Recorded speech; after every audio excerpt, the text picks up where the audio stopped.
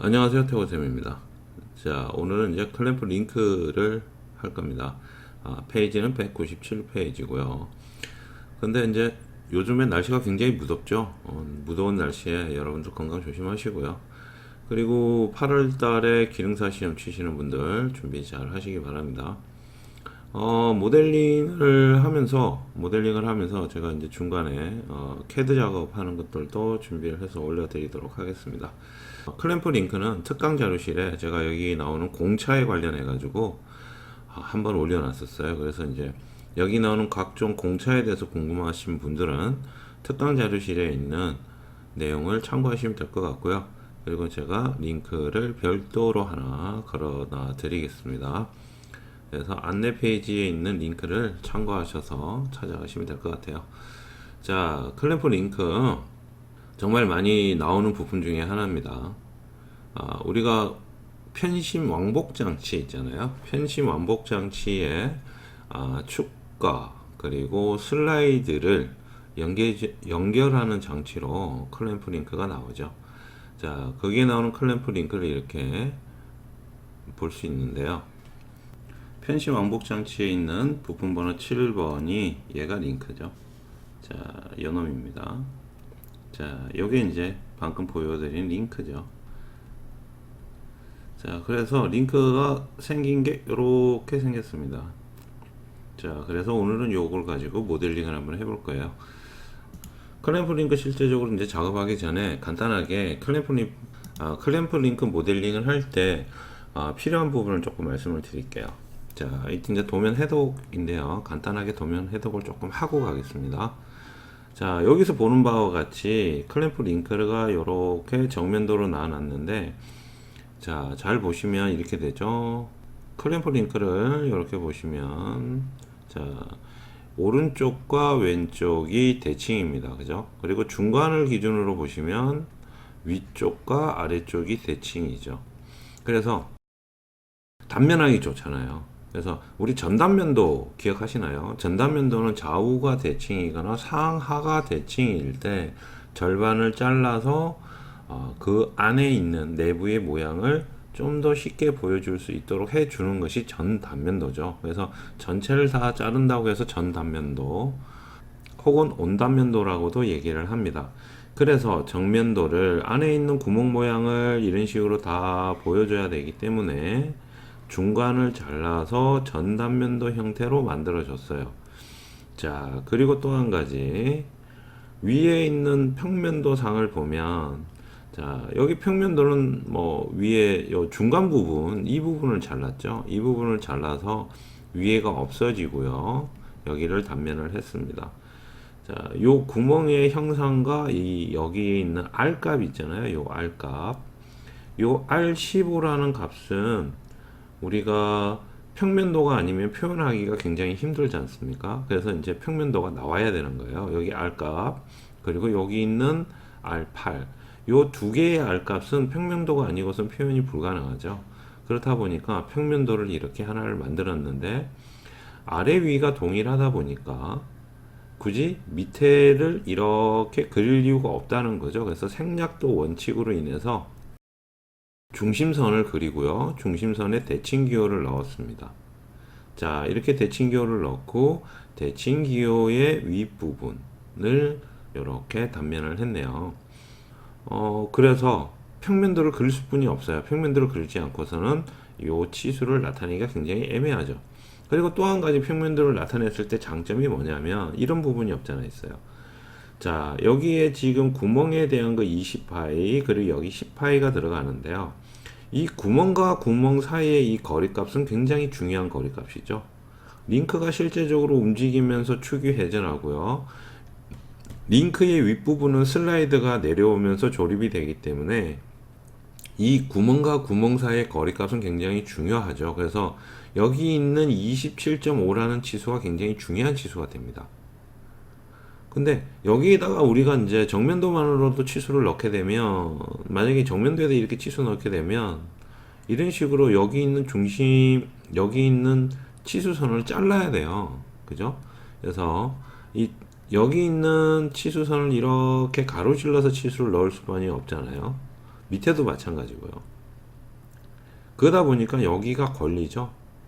자, 여기가 치수 보조선이 치수선을 지나가기 때문에 상당히 보기가 안 좋습니다. 그래서 치수선과 치수 보조선이 있는데, 치수 보조선은 우리가 여기에다가 뭐 여기 보시는 것처럼 표면 거칠기라든지 혹은 여기 치수 보조선을 이렇게 잘라서 표현할 수도 있고요. 여러 가지가 있습니다만, 치수 기입 원칙에 보면 치수선은 어떻게 된다?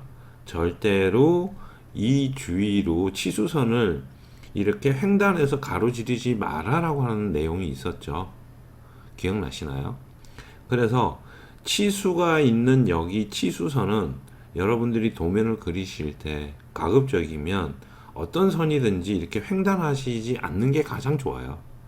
자, 그래서 그런 부분도 있죠. 그러다 보니까 27.5라는 여기에 있는 이 치수를 평면도상에 배치를 함으로 인해서 그 부분도 해소가 되었어요. 그리고 전체 길이 값인 50.5까지도 같이 넣어줬죠. 구멍과 구멍 사이 거리값, 그리고 전체 길이값, 연간 치수는 한 곳에 모아서 기입한다라는 치수 기입 원칙을 지켜준 거죠. 자, 그래서 치수를 기입할 때는 이런 방법으로 기입하면 좋은데, 제가 CAD로서 작업하는 법을 나중에 여러분들한테 따로 올려 드리도록 하겠습니다.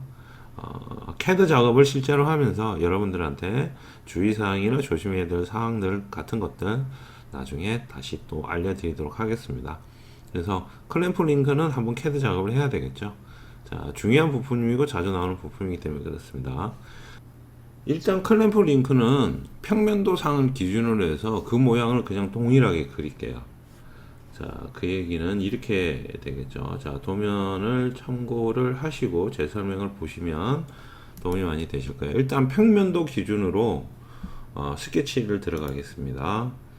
자, XY 잡고 스케치 들어와서요.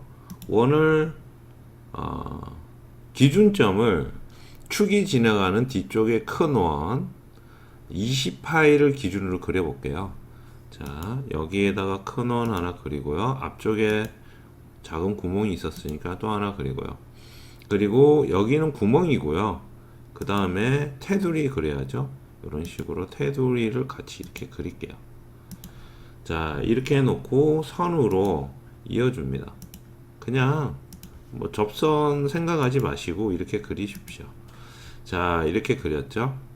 자, 그 다음에 이렇게 된 다음에 여기 있는 선과 여기 있는 원은 접선으로 만나야죠. 그래서 접선구석, 자, 접선구석 클릭해서 선과 원을 지정해 주고요. 다시 한 번 더 선과 원을 지정을 해 줍니다. 아래쪽도 마찬가지 접선구석 동일하게 넣어 줄게요. 자, 여기도 이렇게 넣어 주고요. 자, 이렇게 접선구석 들어가니까 접선구석 총 4군데 이렇게 들어갔다라고 보여지죠. 자, 이렇게 접선구석을 일단 넣어 놓고요. 그 다음에 여기가 원점이잖아요. 여기가 원점인데 우리는 이 원점에서 반대편에 있는 여기까지, 그러니까 여기 반대편에 있는 작은 원의 중심까지는 이 원하고 높이가 일자로 이렇게 맞아야 되잖아요. 맞아야 되니까 수평 구속으로 여기를 구속하면 좋겠죠. 자, 그래서 ESC 한번 누르고 얘를 움직여 봅니다. 그럼 이렇게 움직인단 말이에요. 그죠? 얘는 움직이는 게 안 좋죠. 그죠? 나란하게 있어야 되니까 수평 구속으로, 자, 수평 구속 클릭해서 원점인 점을 클릭하고요. 안내선 나오죠? 수평으로 구속된다라고. 그리고 원의 중심점 클릭하면 이렇게 수평으로 구속 잡죠. 자, 이제는 치수를 넣으면 될 것 같아요. 치수. 자, 원의 작은 원. 자, 왼쪽에 작은 원, 이쪽 얘는 20이고요. 그리고 바깥 테두리는 반지름이 15입니다. 자, 여기 뭐 30이라고 지름 값으로 주셔도 되고, 여러분들이 만약에 15라는 반지름 값으로 넣고 싶다 그러면 이 상태에서 우클릭해서 쭉 내려가면 치수 유형에서 반지름으로 바꾸시면 돼요. 클릭. 그러면 이렇게 반지름 값으로 치수를 넣을 수가 있죠. 자, 이 상태에서 15라고 입력을 하고요. 되었죠? 자, 그 다음에 오른쪽에 있는 이 부분, 얘의 치수는 10mm입니다. 그죠? 자, 10mm 구멍 치수 넣고요. 자, 그 다음에 바깥쪽 여기는 16파이죠. 반지름 8이 되는데 여기도 뭐 우클릭해서 치수 지정해서 반지름 바꿔서 지정하고 8로 이렇게 바꾸시면 될 것 같아요. 자, 이제 남아있는 건 거리값이에요. 여기서 여기까지 거리값. 요것만 주게 되면 전체가 구속이 다 되겠죠. 자, 전체 구속되는 거 눈으로 확인되고요. 27.5라고 치수를 입력을 합니다. 자, 그러면은 거진 다 끝났어요. 모델링 할 것도 없이.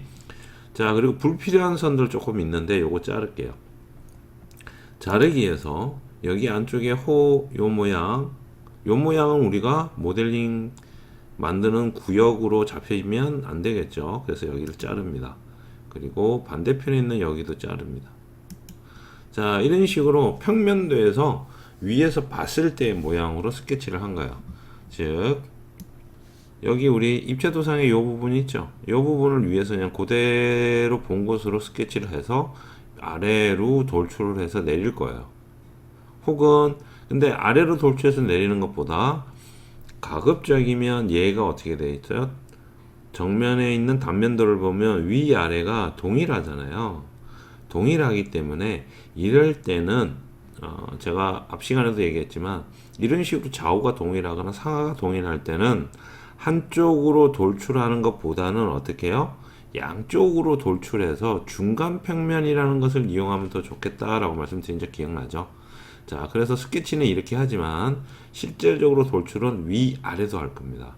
그러면 지금 우리가 그린 스케치 영역은 어디를 기준으로 하냐면 여기를 기준으로 할게요. 여기 안쪽. 이런 식으로 여기 안에 있는 모양을 평면으로 잡을 거예요. 자, 그러면 실제 한번 해볼게요. 자, 이렇게 그려놓은 상태에서 평면도 모양 그대로죠. 스케치 나갑니다. 스케치 마무리. 자, 그리고 살짝 돌려주세요. 돌출. 자, 다중 프로파일이기 때문에 지정해달라고 나오죠. 이런 식으로 녹색으로 선이 지정해달라고 나오죠. 자, 내가 원하는 영역은 여기입니다. 그죠? 여기는 구멍이니까 돌출하면 안 되죠. 이렇게 돌출을 해야 맞죠. 클릭. 방금 전에도 말씀드렸지만 상하가 같아요. 상하가. 그래서 이번에는 한쪽 방향이 아닌 대칭을 기준으로 돌출을 하겠습니다. 대칭으로. 대칭. 그러면 스케치를 중간에 놓고 위아래로 돌출하죠. 전체 높이 값은 20입니다. 치수를 20으로 수정을 하고요. 자, 이렇게 만들어지네요. 확인.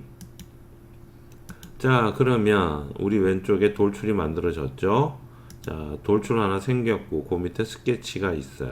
자, 스케치를 아래 위로 돌출하다 보니까 자연스럽게 요 스케치, 즉 XY 평면은 중간 평면으로 자연스럽게 만들어지는 거죠. 이런 식으로. 그래서 중간 평면을 이렇게 자연스럽게 만들다 보니까, 그리고 또 한 가지, 가운데 원점에서 우리가 원을 그렸잖아요. 그러니까 여기에도 중간 평면이 이렇게 존재해요. 자, 보이시죠? 원점을 기준으로 원을 만들었기 때문에 중간 평면이 XZ 평면도 존재하고, 그리고 돌출을 아래 위로 했기 때문에 XY 평면도 존재합니다. 자, 요렇게 중간 평면을 활용하는 게 좌우 대칭, 상하 대칭이 모델링에서는 굉장히 그리는 작업하는데 여러분들이 굉장히 편리합니다. 자, 이 상태에서 우리가 여기 가운데를 파내면 돼요. 그죠? 가운데가 뻥 뚫려 있죠? 자, 여기 가운데를 파낼 텐데 여러분 잘 생각해 보세요. 여기 가운데 파져 있는 것은 이렇게 뻥 뚫려 있죠. 좌우로 뻥 뚫려 있는데 이 뚫려 있는 게 여기 중심을 기준으로 여기 뚫려 있는 방향이 직각이죠. 그죠? 여기가 직각입니다. 그래서 만약에 여기 지금 경사면 있잖아요. 여기 경사면을 자꾸 스케치를 해서 여러분들이 그냥 단순하게 돌출을 해버리면 얘가 어떻게 될까요? 이렇게 기울어져요. 왜 그러냐면 돌출은 직각 방향으로만 팔 수 있기 때문에 그래요. 각도를 줄 수가 없기 때문에. 그래서 이렇게 삐딱하게 파진다고요. 그러면 모양이 맞지가 않죠. 그래서 평면을 잡으실 때 요거는 여기 있는 평면을 잡으시면 방향이 안 맞습니다. 그래서 그냥 여러분들 혹시라도 실수하실까봐 요거는 말씀을 드리는 건데, 한번 보세요. 요거는 한번 보십시오. 자, 만약에 여기를 잡고 우리가 여기를 이렇게 스케치 들어가잖아요. 자, 이 상태에서 그냥 사각형을 그렸다고 가정을 할게요. 이렇게 사각형을 그렸습니다. 그리고 여기를 파낼 거예요. 근데 이렇게 싹 돌려서 보면 여기를 이렇게 판단 말이에요. 방향이 삐딱하죠. 그죠? 이런 식으로. 자, 그래서 그냥 한번 파볼게요. 돌출해서 그냥 자, 차집합으로 거리값은 전체로 하면 어떻게 되죠? 이런 식으로 여기가 경사진면이기 때문에 이렇게 삐딱하게 파버리죠. 그래서 확인하면 이렇게 돼버리죠. 그죠? 그럼 이거는 맞지가 않아요. 이렇게 파는 거는 아니죠. 근데 이렇게 작업을 이제 모델링에서 평면에 대한 작업에 대한 개념이 아직 없으신 분들은 단순하게 이렇게 생각하실 수는 있어요. 근데 이건 굉장히 조심해야 되는 부분입니다. 자, 그래서 돌출을 지우고요. 다시 가서 돌출을 삭제하고요. 스케치도 같이 지워야 되겠죠. 자, 우리는 이쪽 평면에 대해서 자, 우리는 여기를 이렇게 일자로 파야 돼요. 일자로. 자, 일자로 파고 싶은 평면이 어디 있나요? 바로 이겁니다. XZ 평면. XZ 평면에 우리가 이렇게 작업을 해서 파버리면 되죠. 그죠?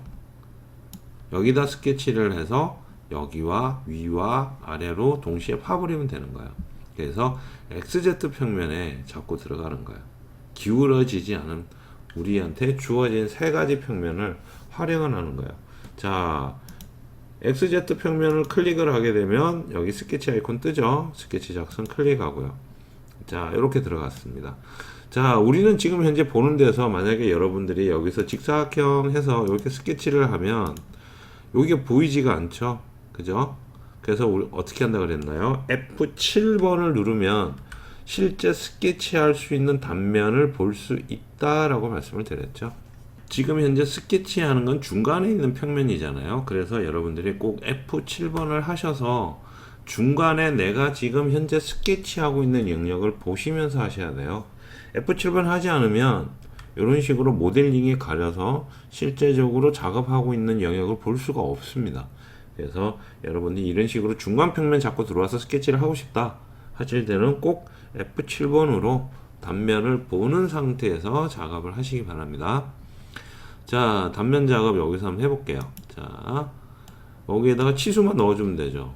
치수, 얘 폭은 8mm입니다. 그리고 한쪽으로 거리값, 여기서부터 위에까지 뭐 여기를 찍든 어디를 찍든지 상관은 없습니다. 윗면에서 거리값은 6mm입니다. 그리고 모서리 끝에서 여기 끝까지 전체 거리값이 18mm인데요. 자, 여기를 이렇게 클릭하면 여기가 끝이 안 잡히죠.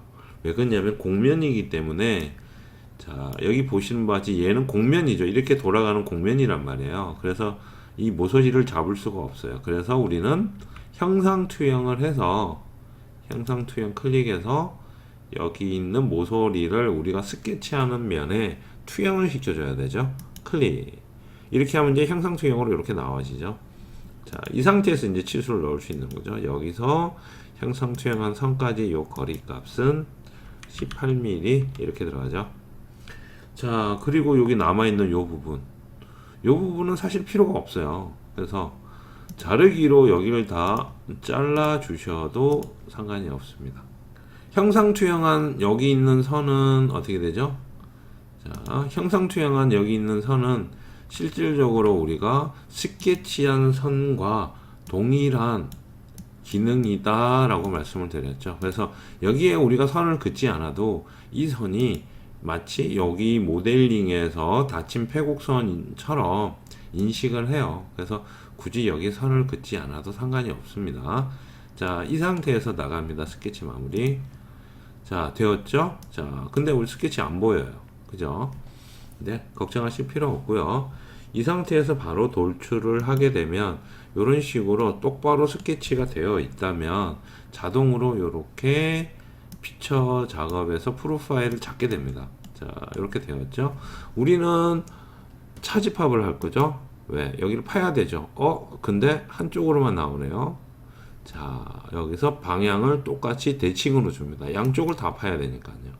그리고 거리값은 전체로 바꾸면 스케치된 영역의 전체 거리값 좌우로 대칭이기 때문에 있는 모델링을 한꺼번에 다 파버려요. 자, 여기서 확인하시면 돼요. 자, 이렇게 되었죠. 이렇게 되면 모델링이 다 끝났어요. 뭐 할 거 없어요. 근데 자, 자세히 보면 여기 모서리 부분에 작은 원이 하나 있습니다. 두 군데 1파이짜리 홈이 하나 있죠. 자, 이 홈은 어떠한 부품들이 결합할 때 특히 직각되는 부분에는 모서리의 가장 끝 직각을 조립할 때 좀 더 그 조립성을 좋게 하기 위해서 이런 식으로 끝을 못따기를 하든지 혹은 이와 같이 홈을 파주든지 아니면 여기에 별도의 다른 홈 작업을 해서 조립하는 상태의 끝을 굉장히 용이하게 해줍니다. 이게 그 기능이에요. 근데 이게 끝이 있고 없고와 차이가 조금 있어요. 그래서 여러분들이 특히 지그 같은 부품은 이런 식으로 모서리 끝이 서로 만나는 경우 한쪽 끝을 작업해 주는 경우가 굉장히 많습니다. 방금 우리가 이제 스케치를 사각으로 했지 않습니까? 똑같이 그 평면을 잡고 한 번 더 들어갈게요. 자, XZ 평면을 한 번 더 클릭해서 한 번 더 들어갑니다. 이런 식으로. 자, 스케치를 다시 들어왔으면 F7번 또 눌러야죠. 자, 여기죠. 여기를 파낼 거예요. 원을 하나 그려서. 자, 여기다가 원 해서 여기 끝에 가져가면 이렇게 녹색으로 잡히죠. 끝점이. 클릭. 그리고 여기도 클릭. 자, 치수 넣겠습니다. 여기 치수 1mm죠. 자, 한 번 더 1mm를 줘도 되고요. 여기에다 동일 기능 이용해서, 동일은 원의 사이즈, 선의 길이가 전부 똑같게 만드는 기능이죠. 그래서 동일 해서 클릭해주면 이런 식으로 구속이 끝나죠. 자, 스케치 마무리해서 나가고요. 다시 돌출. 자, 프로파일을 지정해달라 나와요. 자, 요거는 이제 여러분들이 조금 확대를 하셔야 되는데, 여기 보이시죠? 마우스로 가져가면 클릭. 그리고 위에도 이렇게 마우스 싹 올라가면 이렇게 빨갛게 잡힙니다. 빨갛게 나오죠? 클릭. 이게 왜 잡아주지 않냐면 다중 프로파일이라서 그래요. 여기 프로파일 하나와 여기 프로파일 하나가 따로 있잖아요. 그래서 다중 프로파일이라서 프로파일이 두 개 이상이기 때문에 한 번에 잡아주질 않습니다. 방금 전에 우리가 요 사각형 그릴 때는 요 사각형 박스가 하나뿐이 없었잖아요. 그래서 자동으로 잡아주는데 지금은 원을 두 개를 따로 그렸으니까 다중 프로파일이 되는 거예요. 그래서 이건 일일이 조금 지정을 해 주셔야 돼요. 자, 이 상태에서 차집합, 방금 전에 차집합, 그리고 대칭 좌우로 해야 되니까, 그리고 거리값은 전체로 다 뚫어야 되죠. 이 옵션만 사용하면 되죠. 확인. 그러면 모델링 끝났어요. 여기까지 딱 하면 이렇게 다 만들어졌죠. 그래서 모델링이 잘 되었는지 이렇게 돌려서 확인해 보시면 되고요. 자, 못따기 들어가야 되네요. 못따기 넣을게요. 못따기 클릭해서, 못따기는 기본 못따기 1mm입니다. 우리 주소에 작성하는 거 있죠? 기본 못따기 1mm로 한다. 그래서 1mm로 넣습니다. 여기 1mm, 위쪽에 1mm, 그리고 싹 돌려서 아래쪽에 원 두 군데 지정해 주면, 이렇게 지정해 주면 되죠. 그럼 총 4군데에 1mm 못따기가 들어가게 되고요. 그래서 확인하면 되는데, 만약에 여기 못따기가 조금 너무 크다라고 생각을 하시면, 전에도 한번 말씀드렸잖아요. 못따기는 조금 조정해 주시는 것도 나쁘진 않아요. 여기는 뭐 1mm가 맞고요. 여기는 이제 구멍이 작은데 1mm로 따면 모양이 조금 이상하니까, 이거 같은 경우는 0.5로, 아무래도 구멍이 작다 보니까 0.5로 수정해 주는 것도 나쁘지 않을 것 같아요. 자, 그래서 못따기 수정하고 싶으면 여기 못따기 가서 더블 클릭 하시고, 자, 이 상태에서 여기 있는, 자, 이 상태에서, 자, 해제하고 싶은 곳을 컨트롤 키를 누른 상태에서 그냥 잡으면 이렇게 지정이 안 돼요. 그냥 잡으면 지정이 안 되는데, 키보드의 컨트롤 키를 누른 상태에서 마우스로 가면 이렇게 지정이 가능하거든요. 클릭하면 사라집니다. 자, 아래쪽도 여기 보이네요. 선이 다행히 클릭하면 이렇게 해제를 할 수가 있어요. 여기서 확인.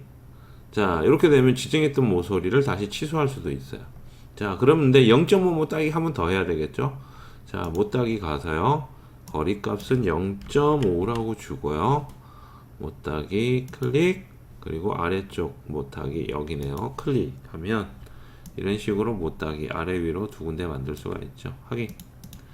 자, 이러면은 구멍 사이즈에 맞는 못따기가 된 것 같습니다. 자, 그럼 여기 안에는 못따기를 안 해주나요? 하는 의문이 생길 수도 있죠. 근데 안에는 못따기를 할 이유가 없습니다. 왜 없느냐?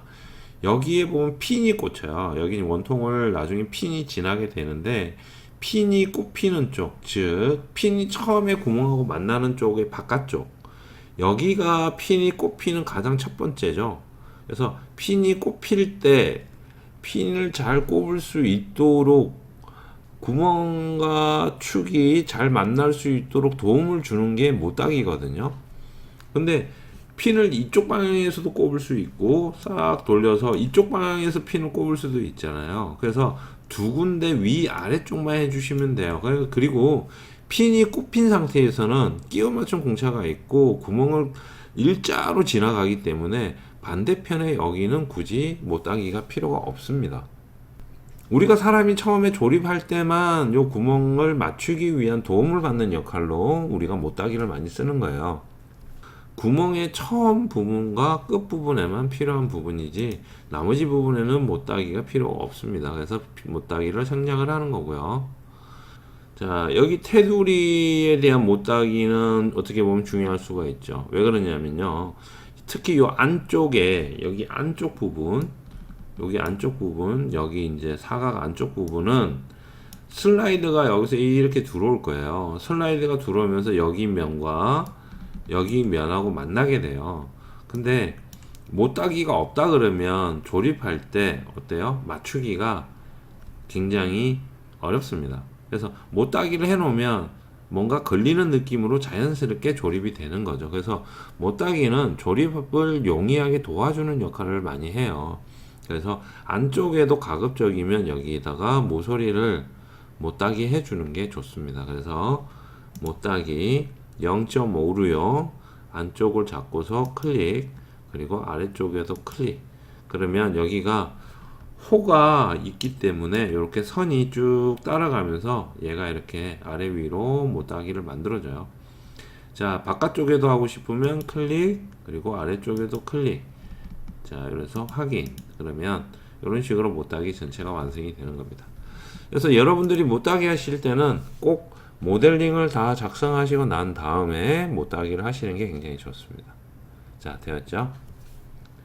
자, 그래서 클램프 링크였습니다.